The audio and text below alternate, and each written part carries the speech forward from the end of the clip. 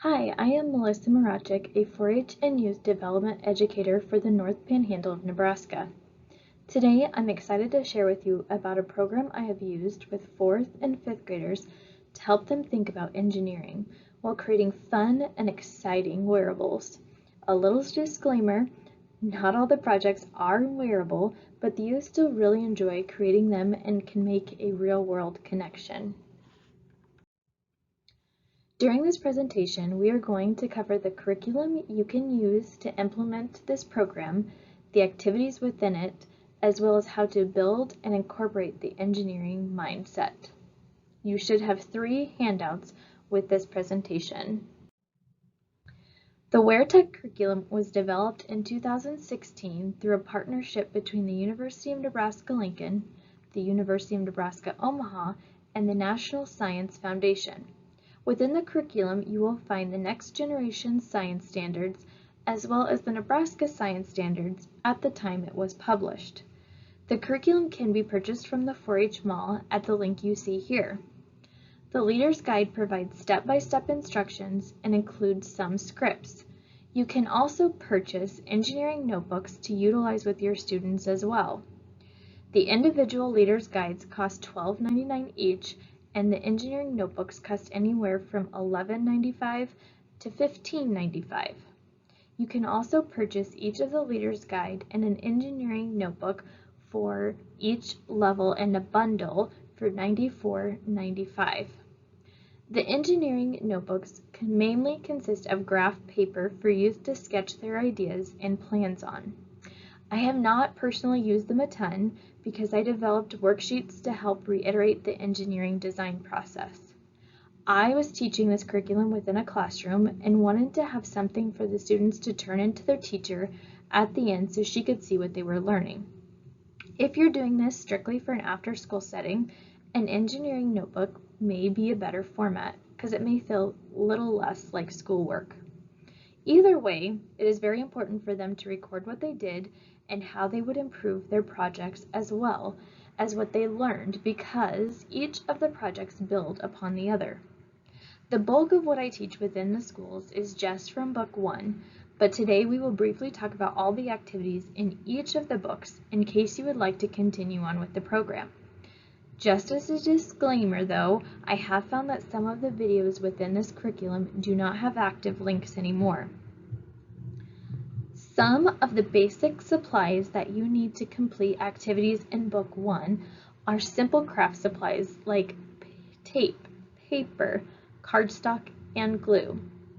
Other supplies needed are copper tape, coin cell batteries, alligator clips, and LED lights. This copper tape can be purchased in a 4-pack for around $11. A 4-pack generally will last through most of the activities with 20 youth. It just kind of depends on how extravagant some of their designs become. You will also need 2032 coin cell batteries. You can use at least 1 per project, but for some of these projects towards the end, you may have to allow the youth to have 2 batteries, but in other projects, they can reuse the batteries from them. When you order the batteries in bulk, you can get them for around $1 each. You will also need to have lots of LED lights. You can purchase a 300 pack for around $9, and this pack should last you around 2 years. The last supply you need to have on hand is alligator clips. Each student will need approximately 4 cords. You can purchase 10 cords for around $6. The cords can be reused every year of this program. Another project I have found, or another supply I've found helpful for a couple of the activities is the Lily Pad coin cell battery holder from SparkFun. Youth do not necessarily need them to complete the activities in book 1, but they will, however, need them in the following books. I have found that they can save some time to complete the insulator and conductor activity as well as the parallel versus series circuit activities that we'll discuss a little bit later. Now we're going to look at all the fun projects you can do within your students. The Light Up Bow project is a simple project where you introduce the youth to the positive and negative sides of the battery and LED light. You can also introduce them to the engineering design process and as you walk through it together. I personally utilize a Cricut machine to help me cut out a lot of the templates for these activities as it saves quite a bit of time. The next activity is the Identifying Conductors and Insulators activity. It is the one that I do utilize the battery holders with. By utilizing the battery holders, it allows the youth to easily connect one alligator clip to the positive side of the battery and one alligator clip to the negative side of the battery. Otherwise, you have to utilize a piece of copper tape on the top and on the bottom of the battery. You have to be careful with this because you cannot stick the copper tape directly to the battery because the sticky side of the copper tape is not conductive.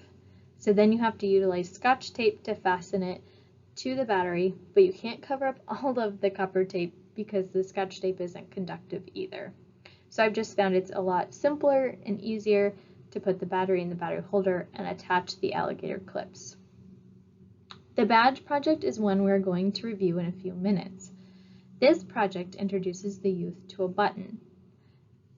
The following, the button or switch activity, does not come with the project template, but it does give the youth and you some basic instructions and ideas of how they can create these items and then incorporate them into future designs.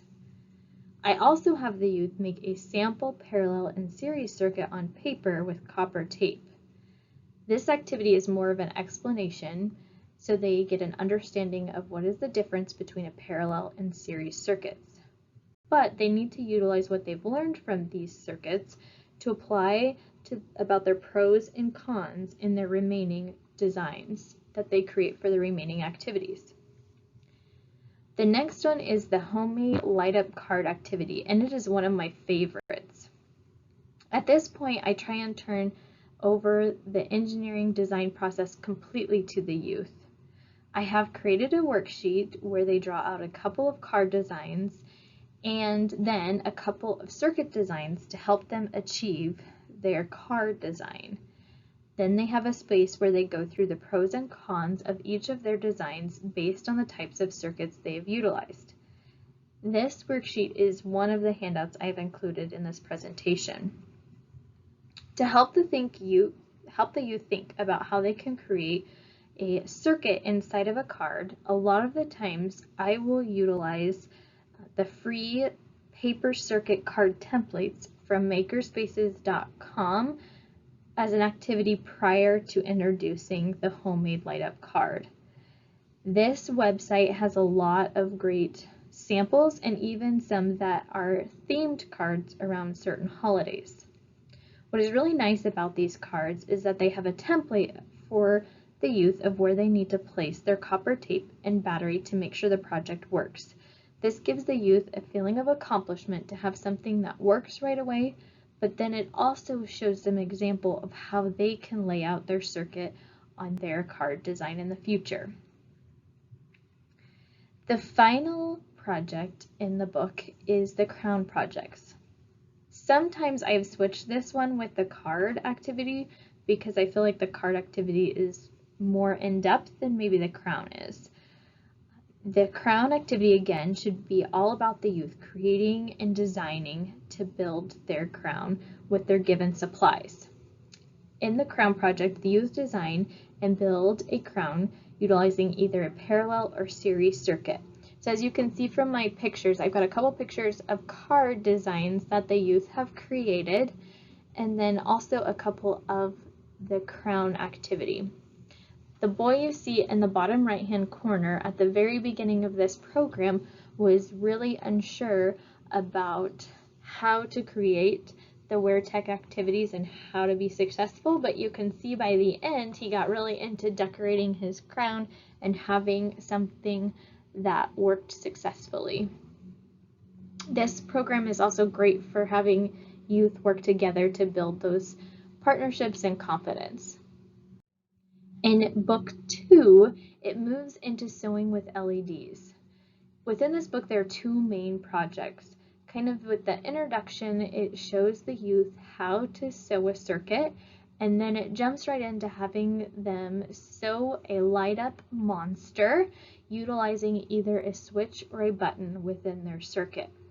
The other main project utilizes a red, green, and blue Lily Tiny, and it has the youth sew multiple switches within their project. So it kind of focuses around a flower, but really the youth can do whatever they want so that they sew the switches so that maybe the light only blinks green or blue or red or can blink all the colors at one time. So as you can kind of see from my pictures, I allow the youth to use that basic template and then build in their own design of what their monster will look like. Book 3 begins to introduce coding with wearables. The youth will utilize an Arduino board to complete these activities. This curriculum has wonderful instructions on how to adapt and fix the code to perform the different activities the youth will participate in. I am not always 100% sure how quickly the Arduino boards become outdated, however.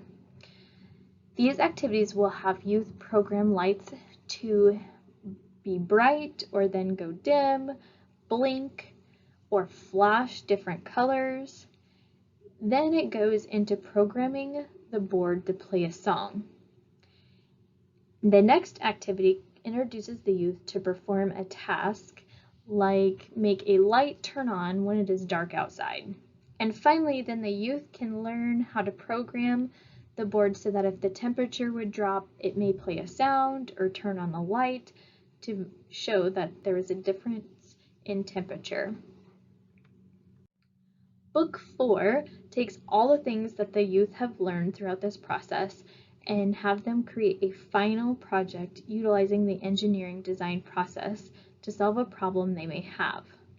In this picture, you can see the gentleman was a teacher and he wanted to get the students' attention when recess or class was about to start, so he created a 10-minute countdown timer.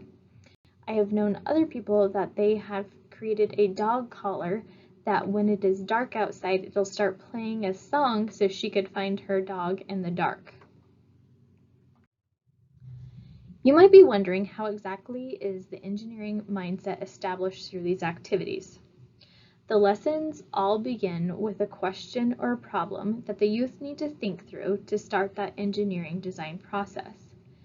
It also has easy to see icons to show you when you are switching to the different steps of the engineering design process. If you utilize the engineering books, you will have to ask the youth to write down each of these steps as they are not already in the book. When I start with the bow activity, we walk through each step of the engineering process together. We discuss what do pros and cons mean, what is a constraint, and so forth. We still walk through this process together for the insulator and conductor activity, but then in the badge activity, we begin to turn it a little bit over to the youth to do some of the problem solving. From then on, I encourage the youth to think through some of this on their own, and for the first couple projects has step-by-step instructions to teach the youth the basic concepts, but then after that, it is all about the youth designing and problem solving their design to be successful. I feel like it is hard to really see the engineering mindset creation until we walk through an example together. So I've included this badge template as one of your handouts so you can see exactly what we are doing. To start the activity, you pose a problem for the youth. For example, it could be, it is starting to get dark outside earlier now, so we need to create something that will show people where you are when you go home from basketball practice. Or by this point, you can also ask the youth, what problem do you think this badge could potentially solve?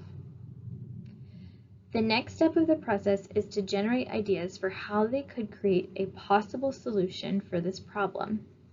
It could be maybe something that they attach to their backpack, or their wrist, or their hat. Part of the solution could entail what would they make it out of?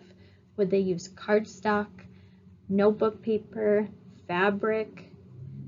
They then need to evaluate their solutions. So they have to go through the pros and cons of each one. So what would a pro be of something they could put on their backpack? One example might be that they wouldn't have to remember to put it on themselves after practice. It could always just be attached to their backpack. A con to that, though, may be that they might not always have their backpacks with them if they don't have homework from that day. The final step is that they need to select their solution and then create it. In this case, they will create the badge and then determine how they would utilize it to solve their problem. When they are creating the badge, you will also be teaching the youth about how a button functions within a circuit. So first I explain what the button allows the circuit to do. It allows it to momentarily turn something on or off so that it doesn't waste battery. So then we dive into the project, and the youth need to lay down the copper tape on the darkened line. It is important for them not to tear the tape at the corners, that it needs to be one continuous strip, just like one continuous circuit. When they approach a corner, it is easier to go past the corner, then fold the tape over at an angle to go down that next side. Youth will then tear the tape at the hole, and then they will run another strip of copper tape to the larger circle. The tape can be torn at the end of this circle. Then the youth need to lay down the tape starting on the right-hand side by the button. It is easiest if they start here because they have to create a tag of copper tape that hangs over the battery like you see here in this image. Remember that the sticky side of the copper tape is not conductive, so they need to fold back a portion of the tape on itself to create this tag. Lastly, they will need to lay a piece of copper tape that covers the tab at the bottom. This piece needs to be long enough that it will connect the other two pieces of tape. The youth then have to determine which leg of their LED light needs to touch the positive side of the circuit and the negative side, and how do they need to lay down their battery so that the positive side touches the positive side of the circuit and the negative touches the negative side of the circuit. So this forces them to utilize what they learned in the first lesson about what legs of LED are positive and negative, as well as the battery. After the youth have created their solution, I have them write down and share with a partner what is something they learned and maybe something they would change about their solution. This is generally the item that they build upon for future projects. Within this project, even as simple as it may seem, things do not always work perfectly the first or even the third time. So it kind of forces the youth to think through, is my button piece of tape long enough to connect the two sides? Are my LED legs on the correct piece of copper tape? Are they touching it securely? Is my tab on my button secured down as well? And it forces the youth to apply the engineering mindset to think through these possible reasons of why it might not be working. I have found that a lot of the times this is something that the youth don't generally do on their own. They just want to ask you why it's not working and how you can fix it right away. At the bottom of the card worksheet, because this is the more in-depth project, I have included some troubleshooting ideas. I tell the youth that before I will look at their project to help them fix it, I want them to go through all of these troubleshooting ideas first to make sure it's not one of those, and then we'll work at it together. After a couple of times of reiterating that to them, they begin to apply these techniques before they come asking for help. They also, once they figure something out, they'll go and help one of their neighbors that may be stuck as well. You can also refer them back to their notes on what they've learned and what they would improve on each of their projects as a good reminder of some things that they can check. I hope you found this curriculum of interest and decide to implement it into your after-school program. Please feel free to email me if you have any questions. I thoroughly enjoy teaching this program to youth because of how hands-on it is and how it truly engages the youth to have an engineering mindset. I've included the link here to the website. This website has a direct link to the curriculum as well as links to their Facebook and Twitter pages so you can see some of the sample projects others have made. Thank you so much for watching.